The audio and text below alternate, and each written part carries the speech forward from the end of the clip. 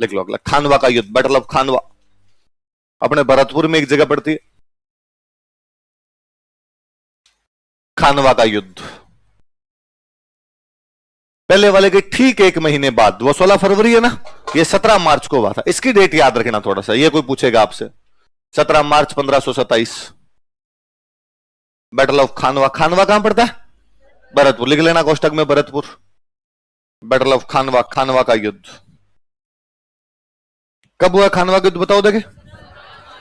17 मार्च 1527। अच्छा, कभी आपसे नॉर्मल पूछे कि खानवा का युद्ध कब हुआ था, तो क्या बताओगे? 17 मार्च 1527। एक मैंने किताब बताई थी आपको, वीर विनोद, बताई थी। वीर विनोद में तारीख लिखी हुई है 16 मार्च। क्या लिखी हुई है? अब वो एक दिन की गड़बड़ी आ जाती, इतने साल बाद में लिखी थी, तिथियों के आधार पर लिखते तो एक आधा दिन ऊपर नीचे हो जाया करता।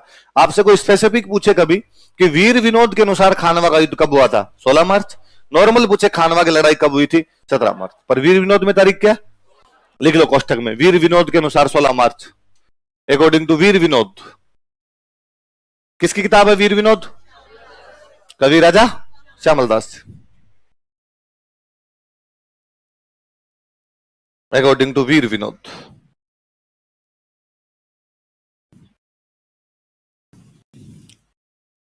लिख लो खानवा के युद्ध में, सांगा वर्सेस बाबर।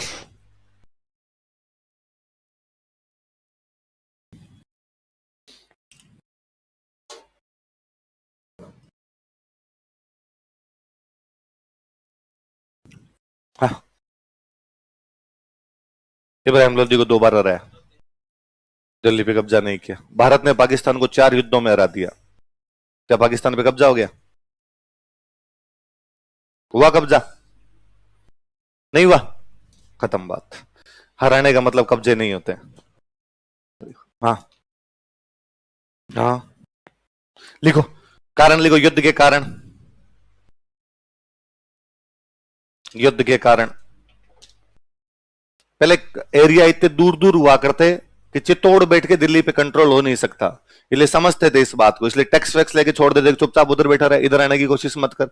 आसपास के गांव तक कब्जे कर लिया करते, वहां से टैक्स लेके आ जाया करते थे। कि पता था कि यार चित्तौड़ बैठ के दिल्ली कंट्रोल कैसे होगा, चित्तौड़ पे बैठ के आगरा पे कंट्रोल कैसे करेंगे। मैं तो सांगा को, तो मुझे और लगता है कि सांगा पे तो बड़ा यूं पढ़ा जाना चाहिए कि कितना साम्राज्यवादी राजा है कि चित्तौड़ से खानवा का तो कोई सीधा रूट भी नहीं है। मैं हमेशा हंसता हूं कि किसी मेवाड़ी ने अपनी पूरी जिंदगी में भरतपुर नहीं देखा होता, और भरतपुर वालों का चित्तौड़ से कोई लेना देना नहीं है। ये हमारे तो कितना साम्राज्यवादी राजा हुआ जिसने दिल्ली के आसपास तक और चित्तौड़ तक हमले कर दिए थे। इससे पहले वालों ने तो कभी किए ही नहीं थे ऐसे हमले। बाड़ी धौलपुर में है, बाड़ी कहां पड़ता है? ये वहां जाके इब्राहिम लोदी को पीट के आया। मेरे एक फ्रेंड है राजसमंद के, मेरे रूममेट है, कॉलेज लेक्चरर का एग्जाम था तो उनका सेंटर आया भरतपुर। मैं शाम को रूम गया तो मैंने पूछा, अरे वो आगे सेंटर वेंटर आगे कहाँ है आपका? तो उन्होंने कहा यार मरा दिया यार। क्यों? वो भरतपुर टिकाया यार मेरे को ले जाके। अब आरपी से आजकल वो कहते सेंटर इधर उधर चेंज कर देती है। तो मैंने क्या दिक्कत है भरतपुर? उन्होंने कहा यार दिक्कत कैसे नहीं है, कोई जान न पहचान नई जगह भेज दिया यार। इनको यदि सेंटर चेंज करने थे, मैं उदयपुर का हूं, उदयपुर नहीं देते मेरे को सेंटर, जयपुर दे देते, जयपुर नहीं दिया जोधपुर दे देते, अजमेर दे देते, बीकानेर दे देते, यार भरतपुर ही मिला इनको। कोई अपनी जान पहचान नहीं है वहां पे। तो मैंने कहा यार जान पहचान वाली बात तो छोड़ो, आजकल तो अब सब जगह ही जान पहचान होती है, और अपने साथ इतने लोग पढ़े हुए तो कोई ना कोई अपना फ्रेंड भरतपुर में है ही, फोन कर लेंगे। और फिर यदि नहीं है तो आजकल होटल वोटल इतने होते हैं यार, जाके कहीं रुक जाना, रात रात एग्जाम, तो रात रात रुकना, सुबह एग्जाम दे गया वापस आ जाना। तो मैं फिर उनको हंसने लग गया। अरे मैं ये तो छोड़ो, ये तो प्रकृति ने आपको मौका दिया है कि आपसे पहले मेवाड़ से कोई भरतपुर गया था, वो सांगा ही था।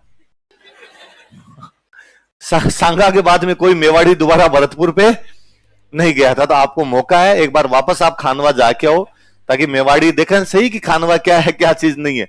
तो आज की हालात है, आज भी कोई बंदा भरतपुर के बारे में मेवाड़ वाला सीधे तौर पर नहीं जानता। ये आदमी वहां चला गया लड़ने के लिए, बड़ा गजब साम्राज्यवादी राजा था। और उस युद्ध के अंदर, उस युद्ध में भी इनकी प्लानिंग बड़ी शानदार थी कि ये इन अफगानों को अपनी साइड में मिला लेता है। इब्राहिम लोदी का छोटा भाई था महमूद लोदी। कौन था? तो वो तो इस खानवा वाले युद्ध से पहले सांगा के पास ही आ गया था। उसने सांगा को कहा कि भाई हम तेरी सहायता करेंगे। सांगा ने कहा ठीक है, यदि हम जीत गए तुम्हें आगरा दे देंगे। जीत गए तो क्या दे देंगे? क्योंकि वो जानता है कि भाई मैं चित्तौड़ बैठ के आगरा पे कंट्रोल कर नहीं सकता, इससे अच्छा लोदियों को आगरा वापस दे दूं और लोदियों को क्या बना लूं, मेरा दोस्त बना लूं, सामंत बना लूं मेरा। तो वो खांडवा में लड़ने के लिए गया हुआ वहां पे, किससे? बाबर से। लिखो युद्ध के कारण। एक नंबर लिखो, दोनों अपने साम्राज्य का विस्तार करना चाहते थे। Both of them wanted to expand their empire. दोनों अपने साम्राज्य का विस्तार करना चाहते थे। भाई बाबर तो करना चाहता ही है, इसलिए अफगानिस्तान से चला के इंडिया आ गया। संगा खुद भी कम नहीं है, चित्तौड़ से चला के आगरा जा रहा है। दोनों अपने साम्राज्य का विस्तार करना चाहते थे। Both of them wanted to expand their empire.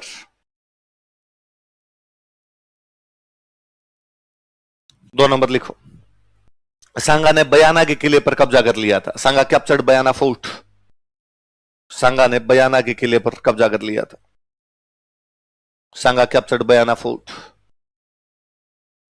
बयाना के किले पर कब्जा कर लिया था, अभी बताया था मैंने, बयाना के किले पर कब्जा कर लिया था। अभी मैं एक बात और बता रहा था कि सांगा ने दोनों साइड में सेना भेजी थी अपनी, बयाना की तरफ भी, मतलब इधर आगरा की तरफ भी, और दिल्ली की तरफ उसकी सेना कितने गांवों पर कब्जा कर लेती है? 200 गांवों से टैक्स लेके आती है। लिखो, सांगा ने दिल्ली के आसपास के 200 गांवों पर अधिकार कर लिया था।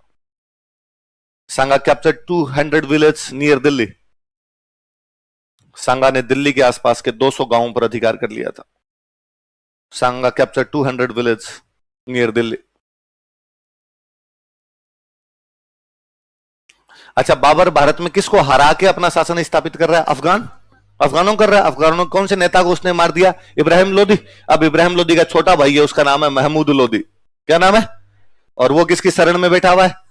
वही दुश्मन का दुश्मन अच्छा दोस्त होता है। लोदियों का नया नया दुश्मन कौन बनाया? बाबर। तो लोदियों ने किसकी सहायता करनी शुरू कर दी? लिखो, 4 नंबर लिखो।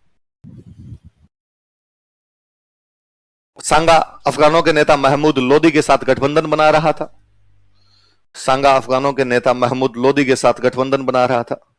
सांगा was making an alliance with Afghan leader Mahmud Lodi. कुछ टाइम लिख लेना, इब्राहिम लोदी का भाई।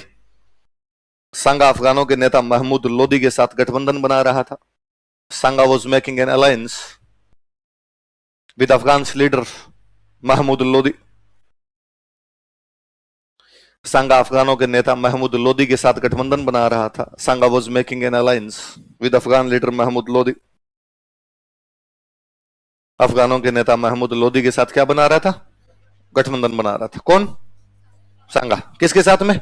महमूद लोदी। महमूद लोदी किसका नेता बना हुआ? अफगानों का। वो किसका भाई है?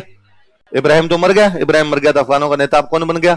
और अफगानों को भी लगता है दिल्ली और आगरा हमारे, इस पे कब्जा क्यों करके बैठा भाई, ये आपका बाबर क्यों किए बैठा? तो अपनी सहायता कौन कर सकता है? सांगा। पढ़ो देखिए चारों कारण एक बार वापस।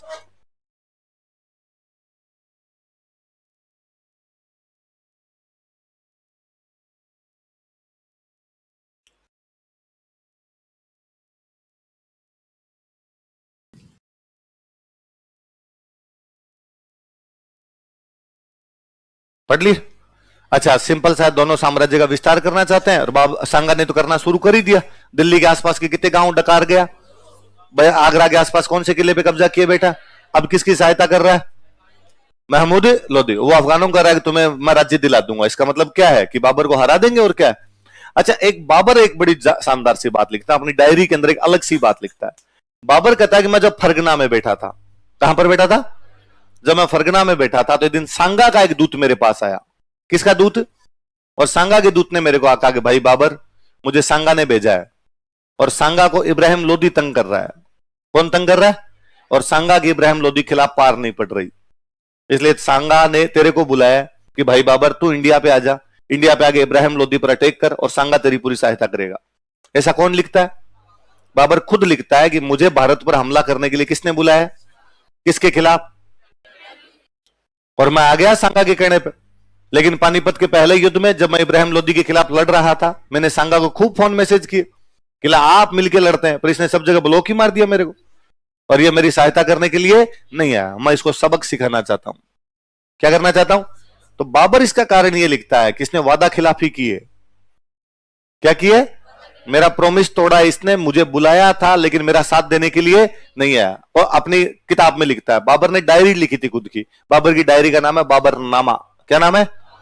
एक दिन मैंने आपको समझाया था। अपने राजस्थान में लिखते तब होते चरित। क्या हुआ करते? सुरजन चरित। किताब का नाम क्या है? और ये फारसी में लिखते तब इनके नाम होते बाबरनामा, हुमायूं नामा, अकबर नामा ऐसे नाम होते। तो बाबर नामा में सांगा पर एक ब्लेम लगाता है, सांगा पर एक आरोप लगाता है कि सांगा ने उसे बुला तो लिया था लेकिन उसकी सहायता नहीं की थी। एक और लिख लो अपन। बाबर ने सांगा पर वादा खिलाफी का आरोप लगाया था। Babur blamed Sanga for violating promise. Babur ने सांगा पर वादा खिलाफी का आरोप लगाया था। Babur blamed Sanga for violating promise. Babur ने सांगा पर वादा खिलाफी का आरोप लगाया था।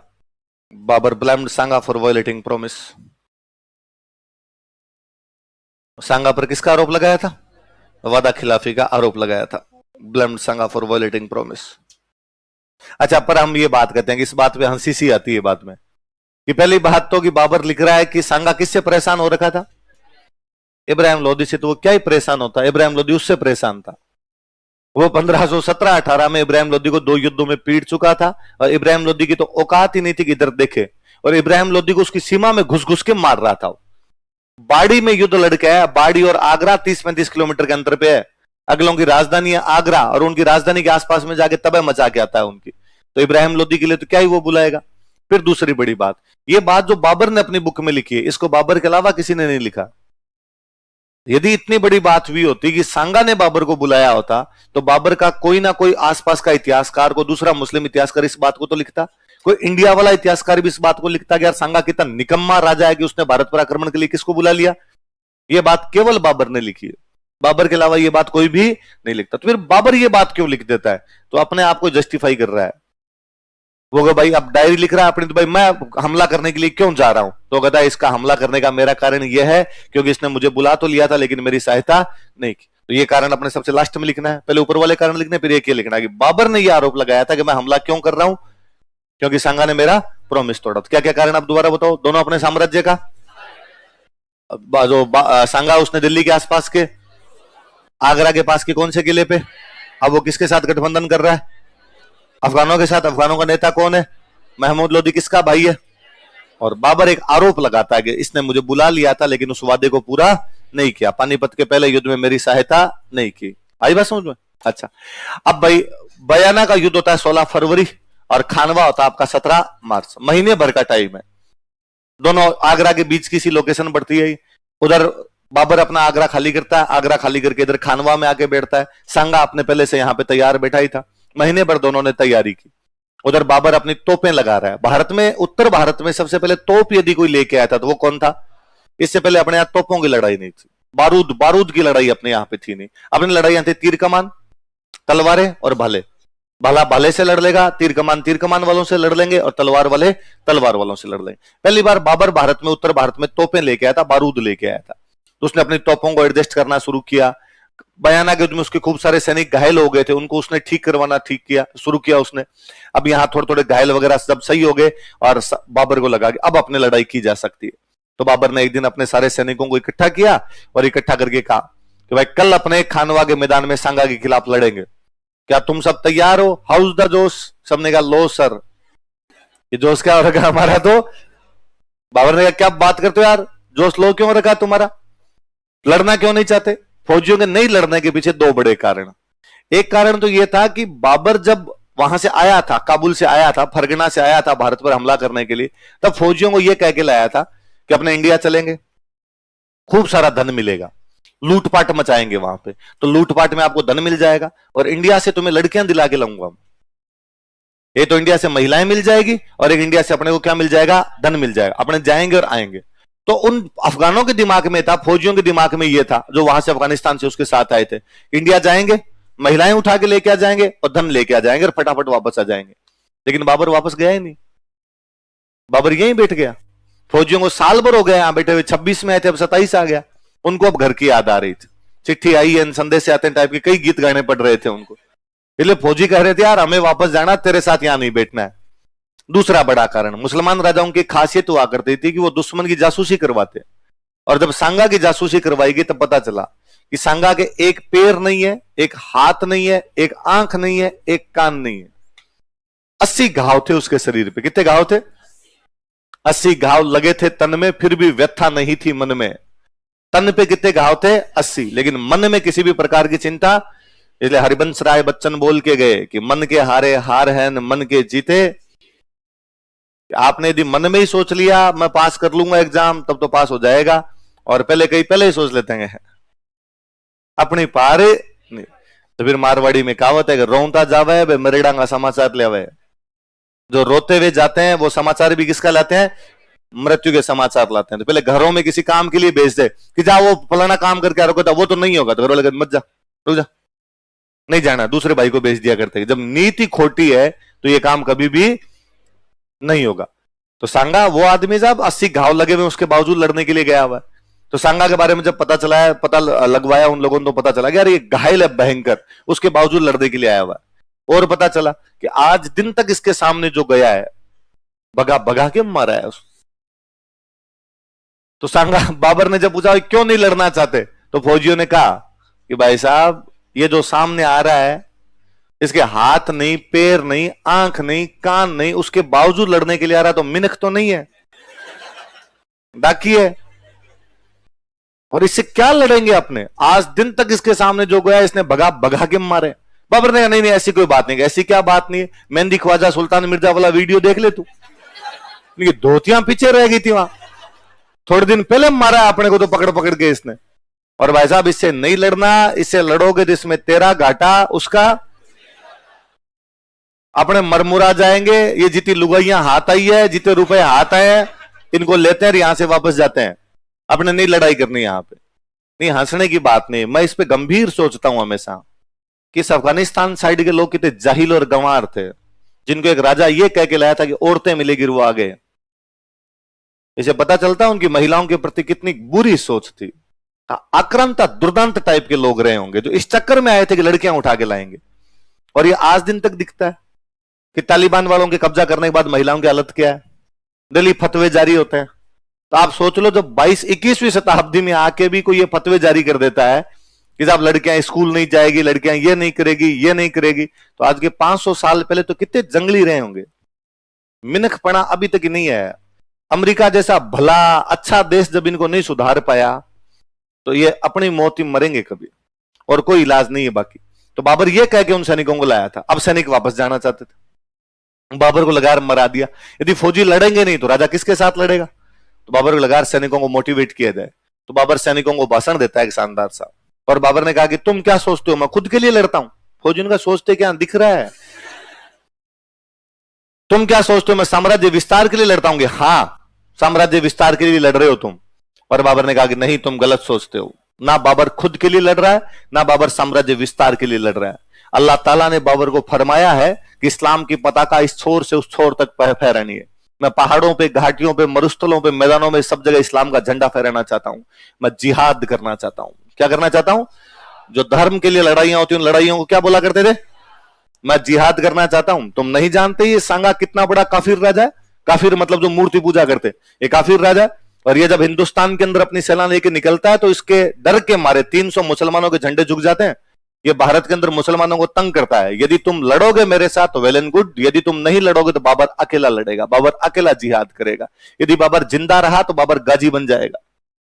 क्या बन जाएगा? वे मुस्लिम योद्धा जो धर्म के लिए लड़ते हैं उन योद्धाओं को क्या कहते? जो युद्ध होता है युद्ध को तो बोलते जिहाद। जो योद्धा होते हैं उनको क्या बोलते? अगर बाबर जिंदा रहा तो बाबर गाजी बन जाएगा, बाबर मर भी गया तो बाबर शहीद होगा, बाबर जन्नत जाएगा। जन्नत में 72 हूरें बाबर का इंतजार कर रही है। ऐसे ढंग के भाषण दिए तब सैनिकों को थोड़ा थोड़ा जोश आया, कईयों के बाल खड़े होने शुरू हुए। बाबर को लगा अब की बार सही है। पर बाबर ने कहा अब बताओ लड़ोगे कि नहीं लड़ोगे? इतने में एक फौज साहब खड़े हो, रुक रुक रुक रुक, दारूड़ी है। बाबर ढंग का दारूड़िया था, वो सारे दिन पिया करता था। उसकी बाबरनामा उठा के देख लो, पन्ने पन्ने से शराब शराब टपक रही है उसके। तो ऐसे मतलब सुबह सुबह उठान, मूड तो नहीं था पर शरीर टूट रहा था। फिर क्या करता, फिर मैंने 2 पैक लिए। दोपहर के खाने के टाइम एक रिश्तेदार आ गए थे, रिश्तेदारों को सूखा खाना तो कैसे खिलाता, उनके चक्कर में 2 पैक और लिए। शाम को तो मौसम ही थोड़ा ठंडा हो गया था, फिर तो लेने ही पड़ते हैं पैक। सारे दिन पिया करता था। मतलब 2 बाबर और जहांगीर मुगलों में भयंकर दारूड़ी हुए हैं, और दोनों ने डायरियां लिखी है कि मुगल बादशाहों में कौन से मुगल बादशाहों ने अपनी खुद की किताबें लिखी है, अपने खुद उन्होंने डायरियां लिखी। तो कौन कौन है? और दोनों क्या थे? तो जहांगीर के तो सीधे सीधे स्टेटमेंट है कि जहांगीर राजवाज करता नहीं था। जहांगीर के टाइम में शासन संभालती उसकी रानी नूरजहां। कौन संभालती? तो जहांगीर तो अपनी बुक में ढंग से लिखता है कि मैं दिन में 14 पेक लेता हूं, शाम को 6, 20 पेक ले लेता हूं मैं डेली के। और वो लिखता हो रहा कि पहले मैं नहीं पिया करता था। फिर एक बार मैं कहीं शिकार खेलने के लिए गया हुआ था और वहां बहुत भयंकर थक गया था और थका हुआ मैं पड़ा था वहां पे। कुछ राजस्थान के लोग मेरे साथ में थे, उन्होंने मुझे कहा एक लिटिल अभी एनर्जी नहीं आ जाए ना, और मैंने एनर्जी महसूस की शरीर में। फिर मुझे ये राज मिल गया था कि यार थकान दूर करने के लिए क्या किया जाना चाहिए। तो अपनी उसका तो फेमस डायलॉग है कि एक बोतल शराब होवे, आधा किलो कबाब होवे। एक बोतल शराब हो, आधा किलो मांस मिल जाए। एक बोतल शराब होवे, आधा किलो कबाब होवे, राज नूर जहां दा होवे। राज किसका हो?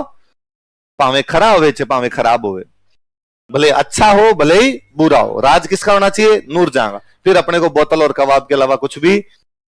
तो बाबर जब ये भाषण दे रहा था तब भी उसके हाथ में गिलास ही था। तो एक फौजी साहब खड़े हुए, फौजी साहब ने कहा दारूड़ी है तू, तो कम से कम इस्लाम की, अल्लाह की, कुरान की, मजहब की बातें मत ही किया कर। कुरान शरीफ ये भी फरमाती है कि किसी भी मुसलमान के लिए शराब पीना हराम है, और तुम डेली दारू पीता। और बाबर को लगा मरा दिया। बाबर ने गिलास हाथ में, बाबर ने फेंक दिया। बाबर ने कहा बाबर कसम खाता कि आज के बाद शराब के हाथ नहीं लगाएगा। लोगों ने कहा साहब अंदर पेटी पड़ी है एक। बाबर ने कहा फेंक दो, सारी की सारी फेंक दो। बाबर सारी शराब फेंकवा देता है। बाबर ने कहा आप बताओ तुम तैयार हो कि नहीं हो? इतने में एक फौज साहब और खड़े, साहब लास्ट बात और, अल्लाह ताला ये भी फरमाते हैं, कुरान ये भी कहती है कि मुसलमान व्यापारियों से टैक्स नहीं लेना चाहिए। कोई भी मुसलमान राजा मुसलमान व्यापारियों से टैक्स नहीं। और बाबर एक टैक्स लिया करता था, तमगा। कौन सा टैक्स लेता? और तू तमगा लेता है यार मुस्लिम व्यापारियों से। और बाबर ने कहा कि बाबर कसम खाता है कि आज के बाद किसी भी मुस्लिम व्यापारी से टैक्स। बाबर इस युद्ध से पहले 3 घोषणा करता है कि कल युद्ध नहीं है, कल क्या है?